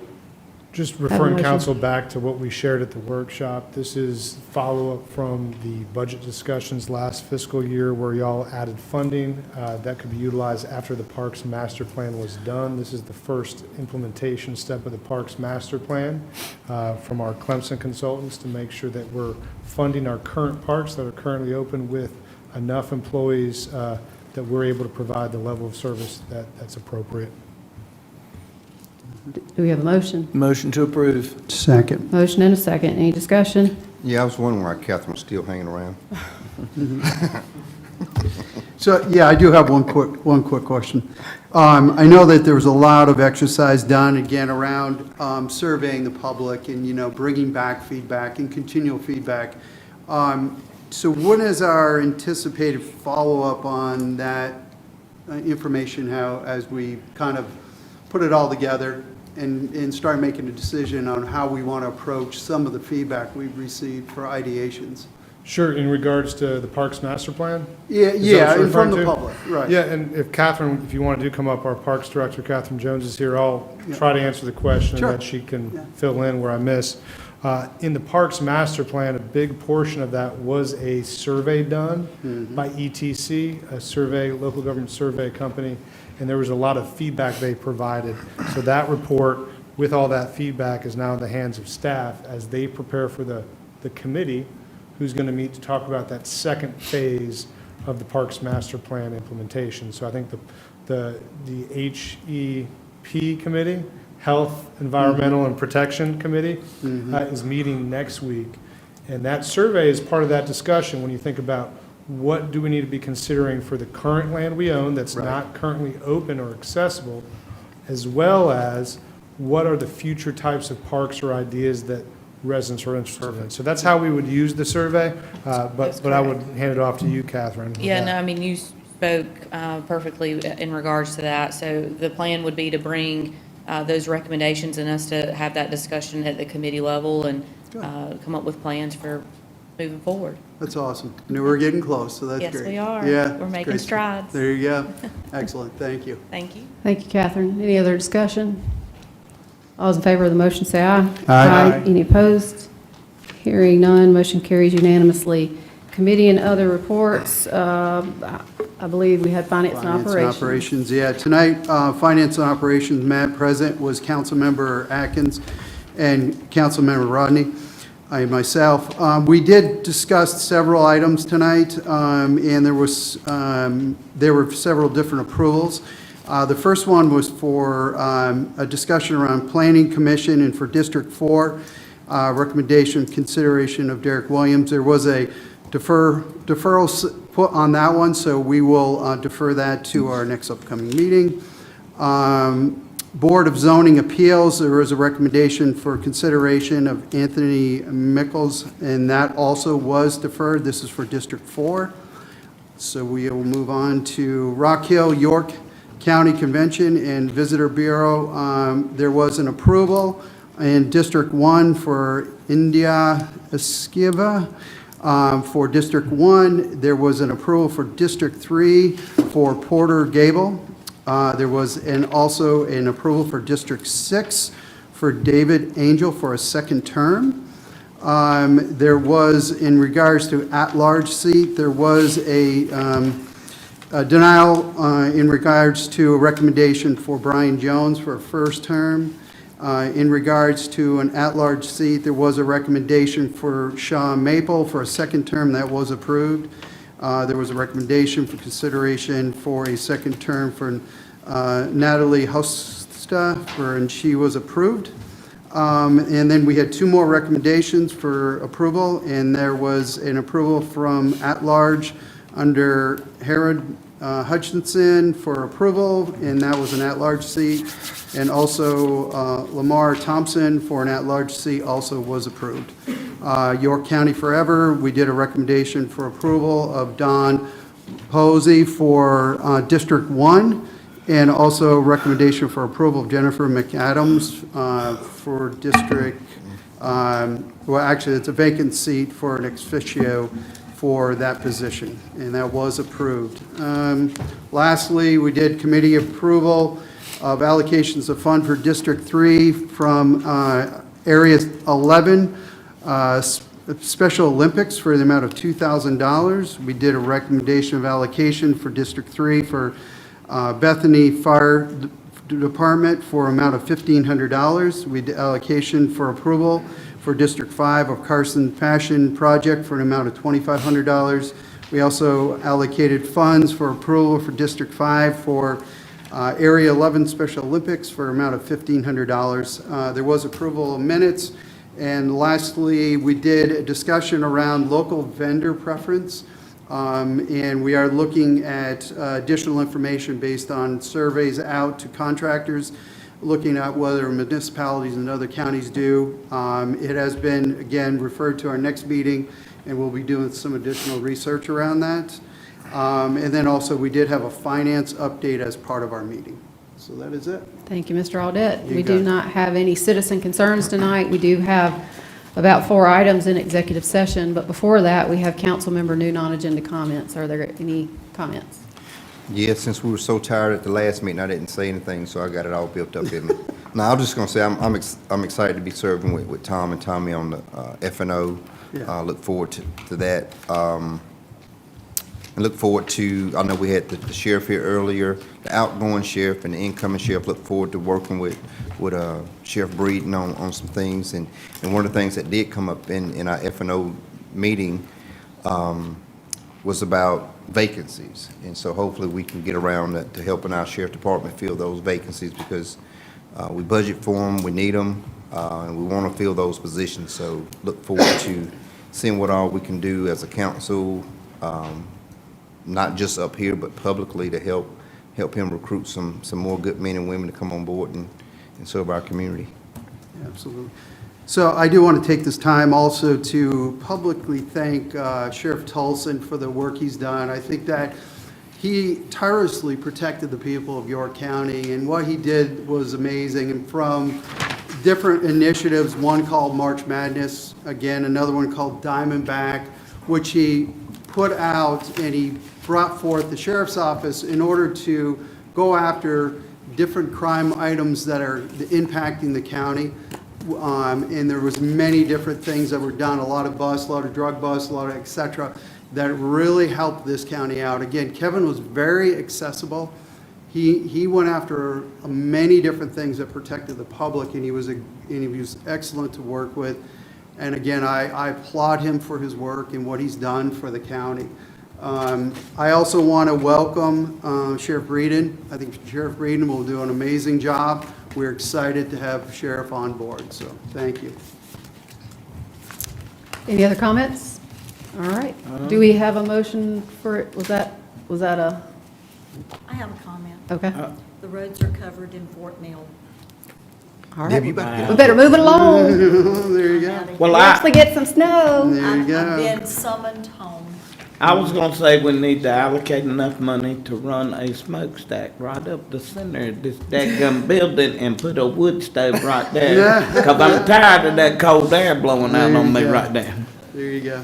Do we have? Or go tell little Yeah. Fred up yonder to Yes, turn we the heat do. up on the. Yeah, you know we're asking for progress. Do we have a motion for executive session? Yes, we do have a few motions. Receive a legal advice, request authorization, condemnation require project number 1722A-011, Flint Hill Street Drainage Improvement, track number 7, 22, 24, 56, 72, and 109. Receive a legal advice, contractual matter for interstate construction. Again, another motion for receipt of legal advice, downtown TIF, and another one, receipt of legal advice, outside counsel. Do we have a second? Second. Motion and a second. Any discussion? All in favor say aye. Aye. We are moving straight into executive session.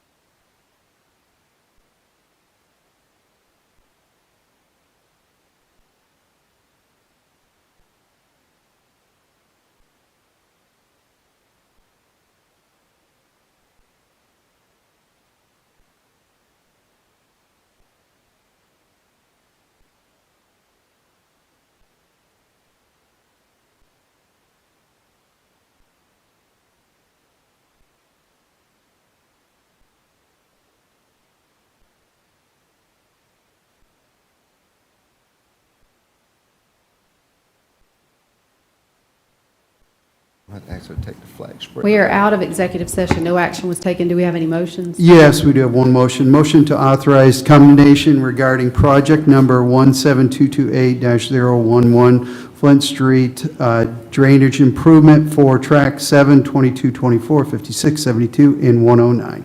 Second. Motion and a second. Any discussion? All in favor say aye. Aye. Any opposed? Hearing none, motion carries unanimously. Motion to adjourn. Second. Motion and a second. All those in favor say aye. Aye. We are adjourned.